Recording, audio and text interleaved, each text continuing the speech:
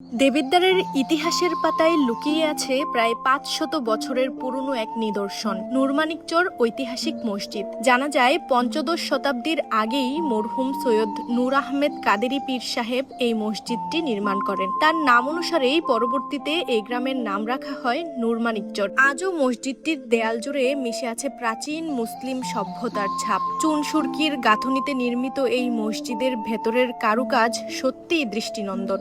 মসজিদটির মূল ছাদে রয়েছে ৭টি গম্বুজ আর চার কোণায় আরো ৪টি ছোট গম্বুজ। সময়ের সঙ্গে সঙ্গে অনেক অংশ এখন ধ্বংসপ্রায় হয়ে গেলেও ইতিহাসের সাক্ষী হয়ে এখনো দাঁড়িয়ে আছে এটি। স্থানীয়দের মতে শুধু একটি মসজিদ নয়, এটি দেবিদ্বারের প্রাচীন ইসলামী ঐতিহ্যের জীবন্ত স্মৃতি।